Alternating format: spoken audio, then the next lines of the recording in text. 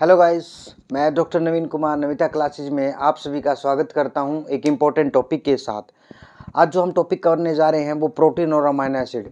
देखिए, ये मेरे हैंड रिटन नोट्स हैं और ये हैंड रिटन नोट्स मैंने इस तरीके से बनाए हैं ताकि आपका जो एग्ज़ाम है, चाहे वो CSIR JRF का है, UGC का है या कोई भी हरियाणा में हायर लेवल का सीनियर साइंटिफिक लेवल का है या पोल्यूशन कंट्रोल बोर्ड में है, और अभी जो कमिंग 19 और जो 26 तारीख नवंबर को 2023 इसी महीने जो FSL का सीनियर साइंटिफिक असिस्टेंट का है या साइंटिफिक असिस्टेंट का है, लेबोरेटरी अटेंडेंट का है या असिस्टेंट का है या डार्क रूम अटेंडेंट का है, इस एग्ज़ाम में ये सारे टॉपिक आने वाले हैं जो मैं अभी मेरे हैंड रिटन नोट से कवर करवाऊंगा।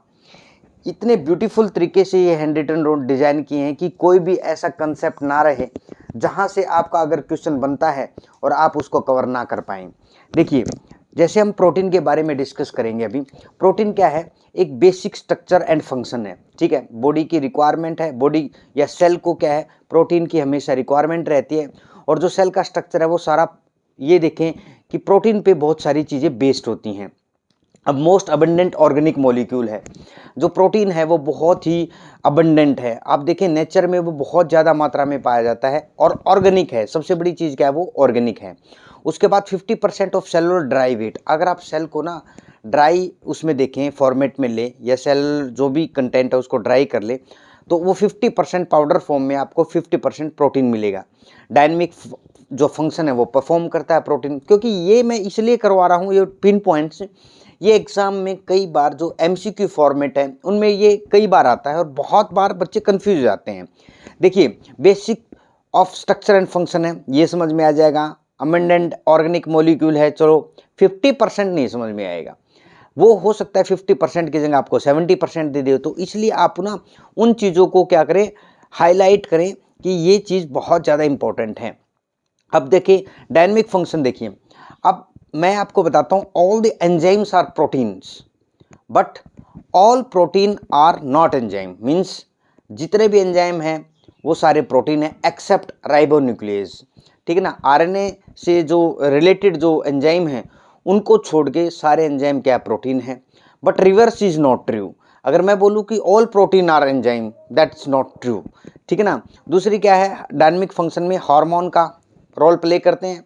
आप देखिए इंसुलिन, ये क्या है? एक हार्मोन है लेकिन ये प्रोटीन स्ट्रक्चर से बना हुआ है। अब थर्ड क्या है? Blood clotting factor. जो भी ब्लड क्लॉटिंग फैक्टर्स हैं, ठीक है ना, आप क्लॉटिंग जब हम रीड करेंगे ब्लड क्लॉटिंग में, उनके जो फैक्टर हैं वो सारे के सारे क्या हैं? प्रोटीन से बने हुए हैं। उसके बाद इम्यूनोग्लोबुलिन। इम्यूनोग्लोबुलिन क्या है? IgG। जितनी भी IgG है या IgM है या IgA है, जो भी हैं, ठीक है ना, वो सारी की सारी किससे बनी है? प्रोटीन के स्ट्रक्चर से बनी है। तो इम्यूनोग्लोबुलिन है। उसके बाद कंपोजिशन की अगर मैं बात करूं, कंपोजिशन में क्या है? Carbon more than oxygen, then nitrogen, then hydrogen, then sulphur. ये सीक्वेंस बच्चे याद रखना, क्योंकि 50% है कार्बन, 24 के अराउंड है आपका ऑक्सीजन, देन आपका 19 के इक्वलेंट है आपका नाइट्रोजन, 7.7% जो है वो हाइड्रोजन, और 4% के जो है अप्रोक्स वो है आपका सल्फर। तो आप बता सकते हैं कि अगर आपसे पूछा जाए कि प्रोटीन के अंदर कौन कौन से कंपोनेंट एलिमेंट होते हैं, देखिए कार्बन भी होता है, ऑक्सीजन भी होता है, नाइट्रोजन भी होता है, हाइड्रोजन भी होता है और सल्फर भी होता है। सल्फर क्या? आपका जो डाइसल्फाइड बॉन्ड बनती है वहाँ पे। Estimation of nitrogen in laboratory. जो लेबोरेटरी में जो हम नाइट्रोजन का एस्टिमेशन करते हैं ना, तो वो हम किस मेथड से करते हैं? ये जेडाल मेथड है। जेडाल मेथड से ही हम क्या करते हैं? प्रोटीन का एस्टिमेशन करते हैं। वो हम अमाउंट पता लगाते हैं कि प्रोटीन का कोई भी अगर सैंपल है, उस सैंपल में प्रोटीन का कितना अमाउंट है। ये बहुत अच्छी चीज़ है। जेडाल मेथड कई बार एग्जाम में पूछा गया है। एस्टिमेशन ऑफ नाइट्रोजन के लिए किया जाता है लेबोरेटरी में, तो इसलिए आप जेडाल मेथड को याद रखें कि ये मेथड किस तरीके के, कैसे, और लेबोरेटरी में किस चीज़ के लिए अमाउंट ऑफ प्रोटीन अगर आपको सैंपल में पता लगाना है तो आप जेडाल मेथड से ही पता लगा सकते हैं। उसके बाद स्टैंडर्ड अमाइनो एसिड। देखिए जो अमाइनो एसिड है ना वो 20 अमाइनो एसिड हैं, ठीक है ना, स्टैंडर्ड हैं। अब जो अमाइनो एसिड है तो उसको अमाइनो और एसिड में अगर आप इसको दो में ब्रेक करते हैं, ऐसे ब्रेक करते हैं इसको अमाइनो एंड एसिड में, तो डेफिनेटली आपको क्या होगा, अमाइनो एसिड की जो भी प्रॉपर्टी है वो आपको पता लग जाएगी कि अमाइनो का मीन्स क्या है, मीन्स डेफिनेटली वो बेसिक है, ठीक है, बेसिक इन करेक्टर है। एसिड है इट मीन्स वो क्या है, एसिडिक इन करेक्टर है। 20 अमाइनो एसिड है नेचर में, नेचर में क्या है 20 अमाइनो एसिड हैं, और ये 20 अमाइनो एसिड क्या है, बहुत इंपॉर्टेंट अमाइनो एसिड हैं, 20 के 20, ठीक है ना। अब देखिए हमने ग्लूकोज पे डिस्कस किया था, जो हमारी वीडियो है उसमें मोस्ट ऑफ ग्लूकोज जो है वो डी फॉर्म में पाई जाती हैं, डी फॉर्म में ग्लूकोज क्या है नेचर में पाई जाती हैं, लेकिन मोस्ट ऑफ जो अमाइनो एसिड है वो किस में पाए जाते हैं, एल फॉर्म में पाए जाते हैं, ठीक है।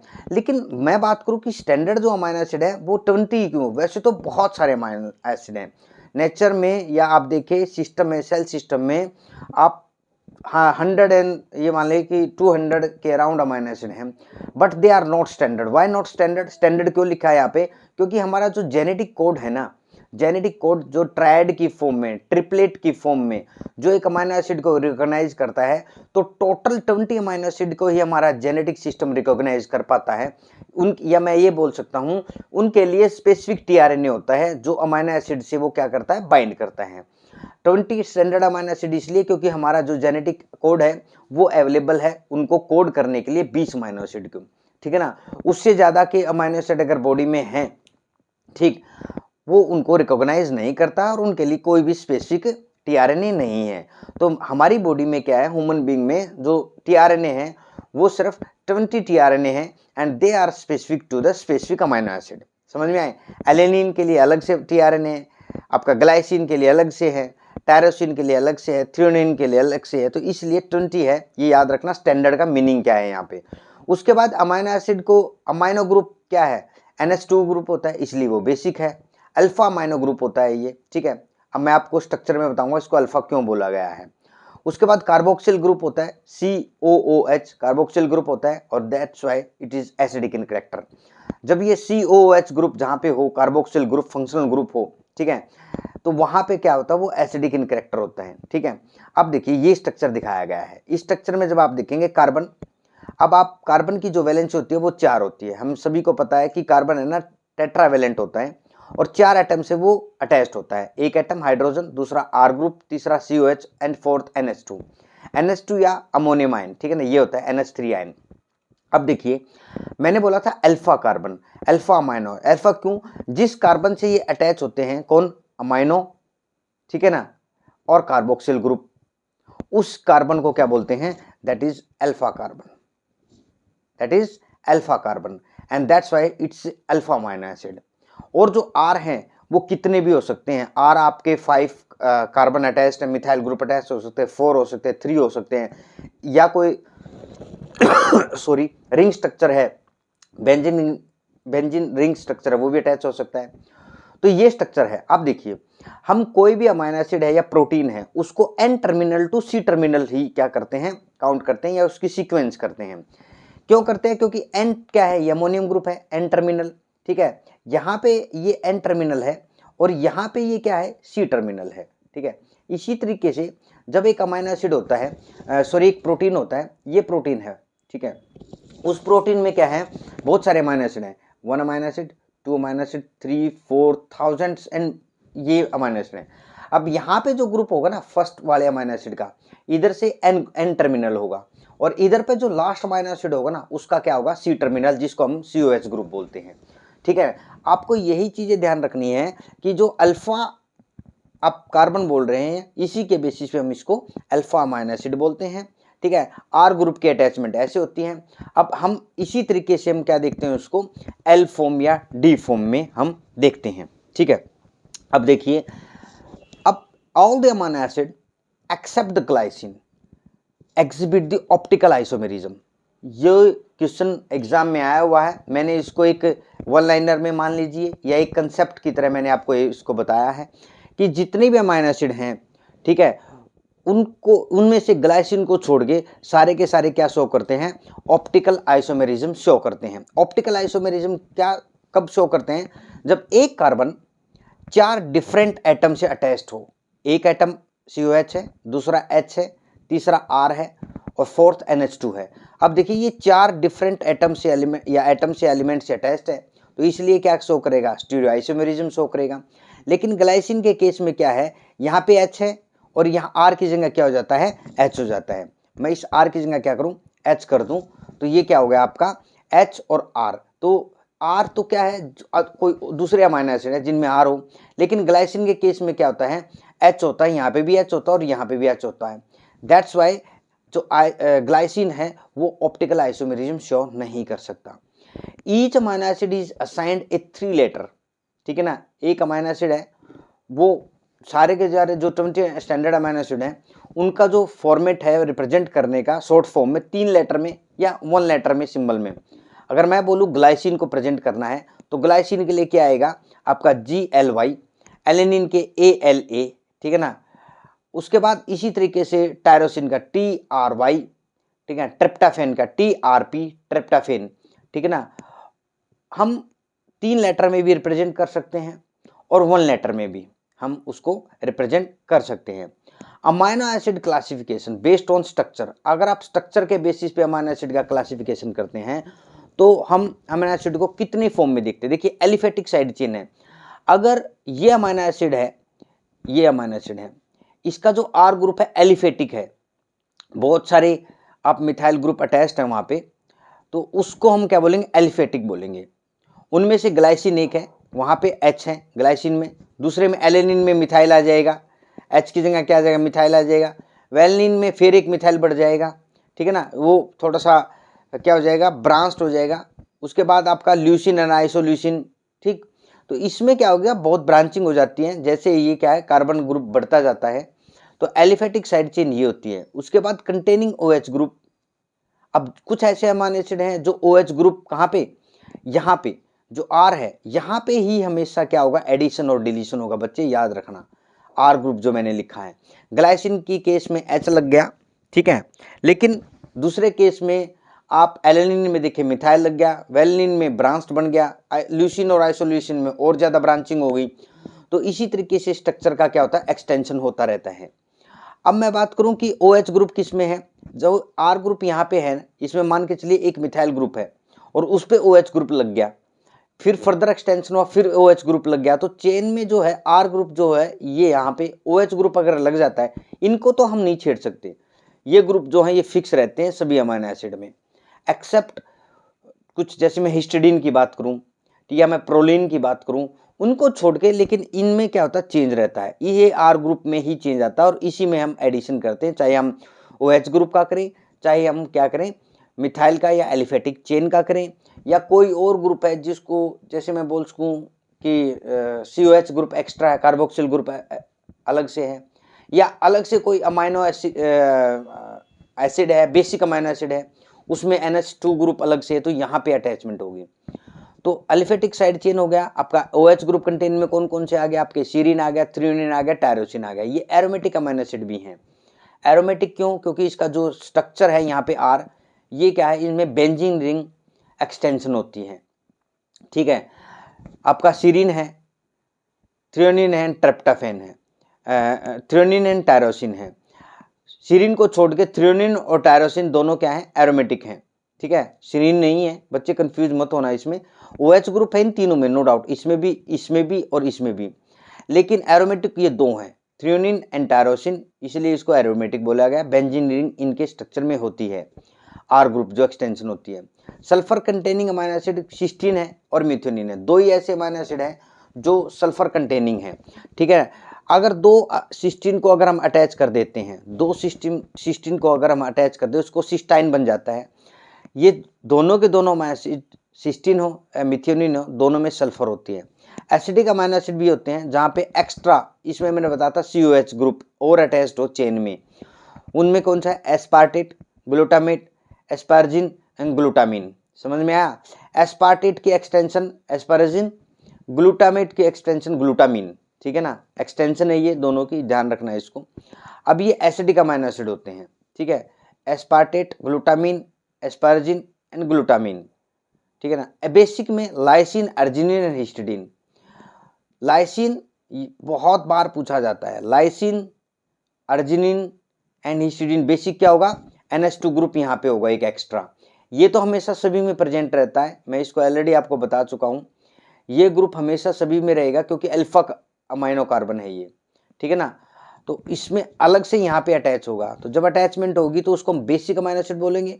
अगर NH2 की अटैचमेंट है तो बेसिक, या COH की कार्बोक्सिल ग्रुप की अटैचमेंट है उसको एसिडिक, OH की है तो उसको क्या बोलेंगे, हाइड्रोक्सिल ग्रुप, या कोई एलिफेटिक है CH3 CH2 CH2 अगर फर्दर एक्सटेंशन है तो उसको हम एलिफेटिक बोलते हैं। बेसिक में लाइसिन और अर्जिनिन है, ठीक है ना, लाइसिन और अर्जिनिन है, हिस्टीडीन है, ये बेसिक अमाइनो एसिड होते हैं। और लाइसिन में जो अमाइनो ग्रुप होता है ना, क्योंकि बेसिक हुआ तो अलग से अमाइनो ग्रुप आएगा इसमें, ये जो लाइसिन में जो अमाइनो ग्रुप होता है वो एप्सिलॉन अमाइनो बोलते हैं इसको, ठीक है ना।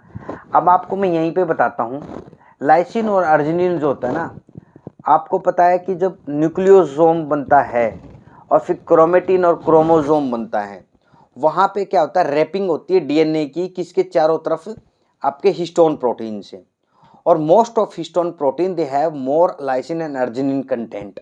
बेसिक हैं क्योंकि DNA अपने आप में एक एसिडिक कैरेक्टर है, और जो हिस्टोन है वो क्या आपके बेसिक कैरेक्टर हैं, और उन हिस्टोन में लाइसिन और अर्जिनिन प्रचुर मात्रा में पाया जाता है, और इसी कारण वो हिस्टोन बेसिक होते हैं। बच्चे ये भी कंसेप्ट है कि एग्जाम में आप इसको नोट कर लेना, ठीक है। उसके बाद इसी में नेक्स्ट एरोमेटिक अमाइनो एसिड की जो मैं बात करूं, एरोमेटिक अमाइनो एसिड में आप देखेंगे कि कौन कौन से आते हैं। एरोमेटिक अमाइनो एसिड में देखिए आपका फिनाइल एलानिन, टायरोसिन, ट्रिप्टोफैन, क्योंकि इनमें क्या होता है, ट्रिप्टोफैन में क्या है, इंडोल रिंग है। अब देखिए, जब भी स्पेक्ट्रोफोटोमेट्री रीडिंग होती है, स्पेक्ट्रोफोटोमेट्री रीडिंग होती है, तो उसमें ट्रिप्टोफैन का जो स्ट्रक्चर है ना, बिग स्ट्रक्चर होता है, इंडोल रिंग होती है, और इसी की रीडिंग को रीड किया जाता है, और तभी वहाँ से प्रोटीन का जो एस्टिमेशन किया जाता है, ठीक है। मैं आपको ये भी बता रहा हूँ क्योंकि ये क्वेश्चन पूछा गया था, which of the following amino acid is responsible for the spectrophotometric reading for the protein estimation.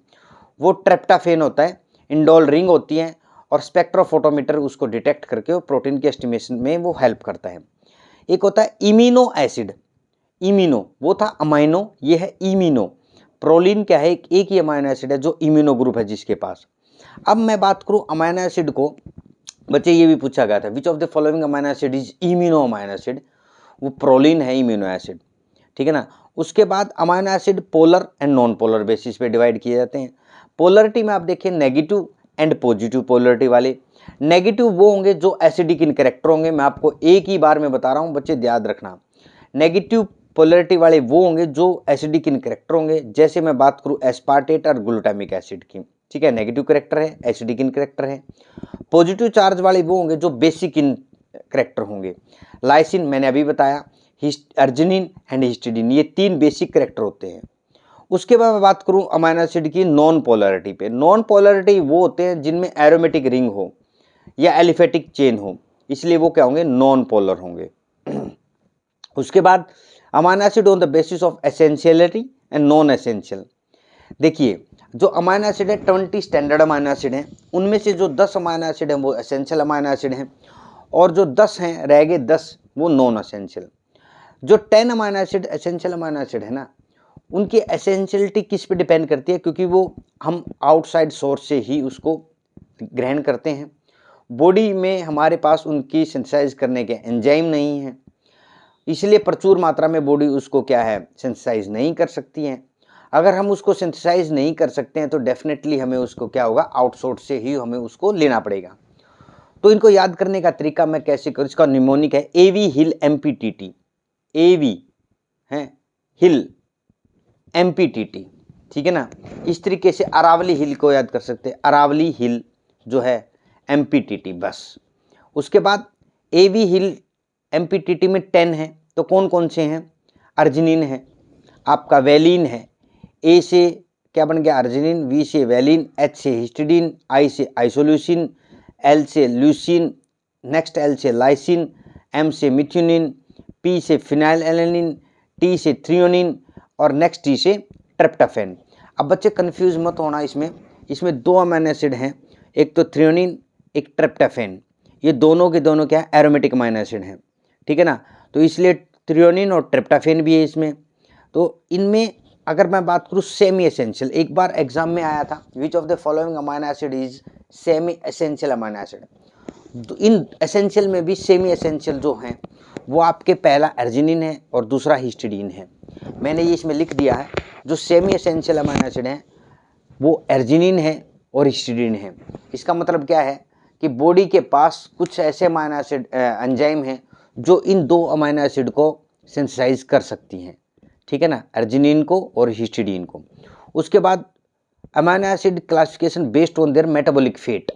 Metabolic fate के ऊपर डिपेंड करता है कि मेटाबॉलिक उसका क्या फेट है, मतलब कैसे वो, अगर एक अमीनो एसिड ब्रेक डाउन होगा तो वो किस में ब्रेक डाउन होगा, वो किस स्ट्रक्चर को प्रिपेयर करेगा, ठीक है ना, वो कहाँ पे यूटिलाइज हो सकता है ब्रेक डाउन होने के बाद। अमीनो एसिड 3 टाइप के यहाँ पे, ग्लाइकोजेनिक जो ग्लूकोज का स्ट्रक्चर प्रोड्यूस करे उसको ग्लाइकोजेनिक बोलते हैं या ग्लाइकोजन का करे। कीटोजेनिक जो फैट सिंथेसिस में हेल्प करे, बोथ मतलब दोनों, ग्लाइकोजेनिक भी करेक्टर उसमें हो और कीटोजेनिक भी हो। Lysogenic precursor for the formation of glucose और ग्लाइकोजन। अब कौन से हैं बेटे, याद कर लेना इन चीज़ों को, काफ़ी एग्जाम में बच्चे पूछा जाता है इनसे रिलेटेड। एलेनिन है, ग्लाइसिन है, आपका एस्पार्टेट है, एडमिथनिन है। ग्लाइकोजेनिक में एलेनिन, ग्लाइसिन, एस्पार्टेट, एडमिथनिन, ठीक है ना, ये आप याद रखना इस चीज को। एलेनिन, ग्लाइसिन, एस्पार्टेट, एडमिथनिन। कीटोजेनिक में जो फैट की सिंथेसिस में हेल्प करते हैं ल्यूसिन और लाइसिन ही है। ल्यूसिन और लाइसिन ही एक 2 ऐसे अमीनो एसिड हैं जो आपकी कीटोजेनिक अमीनो एसिड हैं, बोथ, जिनमें दोनों टाइप के कैरेक्टरिस्टिक है, कीटोजेनिक के भी और आपके ग्लाइकोजेनिक के भी। Isoleucine, phenylalanine, tryptophan and tyrosine. Isoleucine, phenylalanine, tryptophan and tyrosine. Amino acid as ampholytes, ठीक है ना। एम्फोलाइट्स वो होते हैं जो आपके चार्ज में हेल्प करें या कहीं ना कहीं उनमें चार्जिंग करेक्टर आए, ठीक है। अब मैं बात करूं अमीनो एसिड हैं उनमें कार्बोक्सिल ग्रुप भी होता है, अल्फा अमीनो कार्बन पे, अल्फा कार्बन पे, और बेसिक ग्रुप भी होता है, तो इसलिए इनको क्या बोलते हैं, हम एम्फोलाइट्स बोलते हैं। जिट्रानिक और डाइपोलर आयन हाइब्रिड भी बोल देते हैं, क्योंकि इसमें क्या होता है पॉजिटिव और नेगेटिव चार्ज भी होता है। स्पेसिफिक पीएच पे ही ये पॉजिटिव और नेगेटिव चार्ज शो करते हैं, और ये जो स्पेसिफिक पीएच है वो डिफरेंट है फॉर ईच अमीनो एसिड। अब जो कुछ ऐसे अमीनो एसिड हैं जो एसिडिक अमीनो एसिड हैं, पहले से ही एसिडिक अमीनो एसिड हैं, अगर आप उसको और एसिडिक उसमें रखेंगे तो डेफिनेटली उसमें चेंज आएगा, ठीक है, या आप उसमें बेसिक करेक्टर में लेके आएंगे या बेसिसिटी में रखेंगे तो उसमें और क्या चेंज आएगा वो देखेंगे। जिट्रान डाइपोलर बोलते हैं इसको। डाइपोलर कब होगा, जब एक ही अमीनो एसिड पे क्या होगा, नेगेटिव और पॉजिटिव चार्ज अवेलेबल होगा। आइसोइलेक्ट्रिक पीएच क्या होती है, पीआई, इसका सिंबल पीआई होता है। PH at which a molecule exist as a zwitterion और डाइपोलर। आइसोइलेक्ट्रिक जो जिसको हम पीएच बोलते हैं, पीआई बोलते हैं, वो पीएच वैल्यू होती है जिस पे कोई भी मोलिक्यूल है ना वो ड्यूटराइन में बन जाता है या डाइपोलर बन जाता है। डाइपोलर जब बन जाएगा कोई मॉलिक्यूल तो carry no net charge, electrically वो क्या होगा, न्यूट्रल होगा। मान लीजिए एक पॉजिटिव चार्ज आ गया, उस पर एक नेगेटिव आ गया, दोनों को क्या कर देंगे, ये आपस में कैंसिल कर देंगे। जब कैंसिल कर देंगे is equal to 0, that's why it's became electrical neutral. अब कहते हैं कलर रिएक्शन। अब ये पीआई है जो है, पीआई आपको अगर पता लगानी है किसी भी अमीनो एसिड की, वो pK1 प्लस pK2, ठीक है ना। pK1 आपकी अल्फा कार्बन के जो भी अमाइनो ग्रुप है और कार्बोक्सिल ग्रुप है, इन दोनों की ये वैल्यू है pK1 और pK2। pK1 carboxyl group, pK2 आपका अमाइनो जो ग्रुप है NH2 ग्रुप है, अमोनियम आयन ग्रुप है, डिवाइड बाय 2, तो उससे आप क्या निकाल सकते हैं, आपकी पीआई निकाल सकते हैं, ठीक है। मान के चलिए pK1 कोई अमीनो एसिड है, चार्ज जो शो कर रहा है वो 6 pH पे कर रहा है, मान के चलिए 6 पे किया उसने पहले, क्योंकि उसने COH जो कार्बोक्सिल ग्रुप है उसका H हटा के वो नेगेटिव चार्ज आ गया। कितने पीएच पे किया? 6 पे किया। अब जो pK2 वैल्यू है वहां पे वो लगभग 11 पीएच पे क्या किया उसने, अमोनियम जो NH2 है, अमोनिया जो है NH2 है, उस पे एक H और दे दिया, ठीक है ना। तो आप ये मानिए कि इसकी जो पीके वैल्यू होगी वो क्या होगी, पीआई वैल्यू क्या होगी। जब मैं इसी तरीके से इसको बात करूंगा, 2 से डिवाइड करेंगे जब हम, तो क्या हुआ आपका लगभग 17 और 2 से डिवाइड किया 8.5 आपकी पीआई वैल्यू है। आप इसी तरीके से चेक कर लें, हो सकता है पहला जो है pH 6 पे pK1 की चार्ज आ गया हो, 11 पे सेकंड pK जो अमोनियम ग्रुप उस पे चार्ज है, तो दोनों क्या हो 2 से डिवाइड करके 8.5 उसका आंसर आ जाएगा पीआई वैल्यू। देखिए अब कलर रिएक्शन है, जो कलर रिएक्शन होती है वो अमीनो एसिड बेस्ड ही होती है कलर रिएक्शन, और ये एग्जाम में पूछी जाती है what is ninhydrin reaction. ये आपसे पूछ लिया जाएगा कि alpha amino acid react with ninhydrin to form a purple blue and pink colour complex, जिसको हम रूमेन पर्पल बोलते हैं। ये जो amino acid alpha amino acid अगर हैं, अल्फा अमीनो एसिड अगर है, क्योंकि except one amino acid all have alpha amino group, alpha carbon या अल्फा अमीनो, इसलिए वो क्या देंगे, या तो पर्पल कलर देगा अमीनो एसिड, या ब्लू देगा, या पिंक देगा। एक ऐसा अमीनो एसिड है प्रोलिन और हाइड्रोक्सी प्रोलिन, प्रोलिन का मैंने ऑलरेडी बताया ऊपर, वो इम्यूनो ग्रुप एसिड है, अमीनो एसिड नहीं, वो इम्यूनो एसिड है, ठीक है ना। देखिए ये देखिए, ये मैंने बताया अभी, ये जो 7th पॉइंट है, प्रोलिन एक ऐसा अमीनो एसिड है जिसको हम इम्यूनो एसिड बोलते हैं, ठीक है ना, वहाँ पे इम्यूनो ग्रुप होता है। अब इसी में ऐसे ही जब नीन हाइड्रोजन रिएक्शन हुई, प्रोलिन क्या देगा, येलो कलर देगा। बच्चे इस चीज़ को याद रखना है, प्रोलिन क्या देगा, येलो कलर देगा। ब्यूरेट रिएक्शन क्या होती है, दो पेप्टाइड लिंकेज को पता लगाने के लिए ब्यूरेट रिएक्शन की जाती है। हम ब्यूरेट रिएक्शन से क्या पता लगा सकते हैं कि कितनी पेप्टाइड लिंकेज हैं, और उसी बेसिस से हमें पता लगता है कि अमीनो एसिड कितने हैं। क्योंकि आप देखिए 2 अमीनो एसिड है, ये एक अमीनो एसिड ये है, एक अमीनो एसिड ये है, इसके बीच में एक बॉन्ड बनता है, ठीक है ना, इसके बीच में क्या बनता है, एक बॉन्ड बनता है। अगर 3 अमीनो एसिड हैं तो बताइए बॉन्डिंग कितनी हुई, पेप्टाइड बॉन्ड कितने हुए, 2 पेप्टाइड बॉन्ड हुए।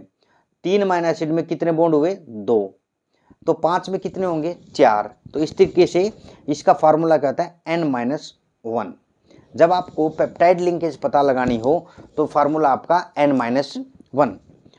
अब हॉपकिन कोल रिएक्शन है, वो इंडोल रिंग ट्रिप्टाफेन पे अटैक करती है, हॉपकिन कोल रिएक्शन, ठीक है ना, इंडोल रिंग ट्रिप्टाफेन पे उस पे रिएक्शन करके वो क्या कलर रिएक्शन शो करता है।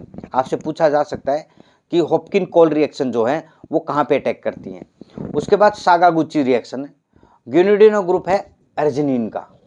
साकागुची जो टेस्ट है या रिएक्शन है वो अर्जिनिन के लिए किया जाता है, ग्यूनिडिनो ग्रुप के चेक करने के लिए। अगर आपको प्रोटीन कंटेंट में अर्जिनिन पता लगाना है तो साकागुची रिएक्शन कर दो, उसमें आपको पता लग जाएगा कि क्या कितने अर्जिनिन हैं। नाइट्रोप्रूसाइड रिएक्शन सिस्टीन के लिए की जाती है। सिस्टीन क्या है, सल्फर कंटेनिंग अमीनो एसिड है। 2 ही ऐसे अमीनो एसिड हैं जो सल्फर कंटेनिंग अमीनो एसिड है, सिस्टीन एंड मिथनिन। 2 सिस्टीन को अगर हम कंबाइन कर दो वो क्या बनता है, सिस्टाइन बनता है। लास्ट है आपका फोलिन कोएगुलेटिव टेस्ट होता है। फोलिन कोएगुलेटिव जो टेस्ट होता है वो फिनोलिक ग्रुप के होता है। वो फिनोलिक ग्रुप किस में प्रेजेंट है, टायरोसिन में प्रेजेंट है। तो बच्चे याद रखना ये मैचिंग में आ सकता है। बायोरेट 2 पेप्टाइड लिंकेज को पता लगाने के लिए, हॉपकिन कोल इंडोल रिंग को, आपका साकागुची ग्यूनिडिनो ग्रुप अर्जिनिन के लिए, नाइट्रोप्रूसाइड रिएक्शन जो होती है वो सिस्टीन के लिए, फोलिन कोएगुलेटिव जो टेस्ट होता है वो फिनोलिक ग्रुप टायरोसिन के लिए। अब मैंने आपसे एक चीज़ बताई है यहाँ पे, अगर आपसे पूछा जाए कि मान लें 100 अमीनो एसिड हैं, उनमें पेप्टाइड बताइए लिंकेज कितनी है, तो n-1 कर दो तो आपके क्या आगे 99 पेप्टाइड लिंकेज होगी।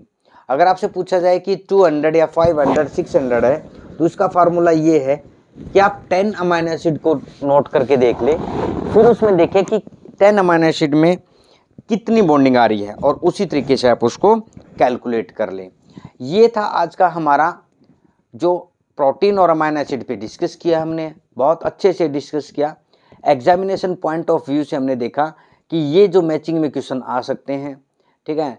अब जो ज़्यादा एग्जाम में आता है वो ग्लाइकोजेनिक है, ग्लाइकोजेनिक और कीटोजेनिक और बोथ अमाइनो एसिड हैं। इनका अच्छी तरीके से एक न्यूमेरिक बना लें, ठीक है, इनको अच्छे से देख ले क्या क्या क्या चीज़ें हैं, क्योंकि मैं उसी पर्सपेक्टिव से ये जो नोट्स हैं वो मैंने तैयार किए हैं कि बच्चे कभी भी कोई एग्ज़ाम, अगर चाहे वो किसी भी लेवल का एग्ज़ाम है, वो अगर इस नोट्स को उठा के देखेंगे या इस लेक्चर को सुनेंगे तो डेफिनेटली हर एक चीज़ क्लियर होगी, क्योंकि यहाँ पे हम वो पिन पॉइंट पे टारगेट कर रहे हैं या वन लाइनर की तरह कवर कर रहे हैं और एक आप मान लें कि स्टोरी की तरह चीज़ें कवर कर रहे हैं। नेक्स्ट जो हमारा अमाइनो एसिड का जो लेवल होगा या प्रोटीन का जो हम कवर कर रहे हैं, उसमें प्रोटीन के स्ट्रक्चर पे मैं बात करूँगा कि प्रोटीन का स्ट्रक्चर आप कैसे, किस तरीके से और कहाँ का, और प्रोटीन में हम और कहाँ पे क्वेश्चन आ सकते हैं, क्योंकि प्रोटीन में बहुत सारा डिस्कशन करने का है। ऐसे ही कार्बोहाइड्रेट में है बहुत सारा डिस्कशन करने का, लिपिड में है, आपका न्यूक्लिक एसिड में है, मैंने एंजाइम पे, विटामिन पे बहुत सारा जो है वो क्वेश्चन की फ्रेमिंग की है। वो फॉर्मेट जो हम वीडियो की फॉर्मेट महामैराथन में अब कवर कर रहे हैं, साथ ही साथ अब हमने जो हमारे पर्सनल नोट्स हैं वो आप लोगों के साथ हम साझा करें ताकि आप अपनी जल्दी से कवरेज कर लें। अगर आप चैनल पे नए हैं, चैनल को लाइक शेयर सब्सक्राइब करना ना भूलें। सबसे इम्पोर्टेंट चीज़ है, नीडी स्टूडेंट तक ये चीज़ें पहुंचनी चाहिए। अगर आपके किसी भी लिंक में या ग्रुप में या कोई फ्रेंड सर्कल में ऐसा कोई नीडी स्टूडेंट है और वो इन चीज़ों के लिए प्रिपेयर कर रहा है काफ़ी लंबे टाइम से, तो मेरी आपसे रिक्वेस्ट है तो आप उनके साथ या मैक्सिमम से मैक्सिमम जो ये हम स्टडी जो ग्रुप है, हमारा चैनल है, इसको स्प्रेड करें ताकि हमारे पास जो नीडी बच्चे हैं वो जुड़े और उन तक कोई भी इंफॉर्मेशन है वो डिसेमिनेट हो। मैं नविता क्लासेज में आप सभी साथियों का वीडियो के अंत तक बने रहने के लिए बहुत बहुत धन्यवाद करता हूँ। Thank you all.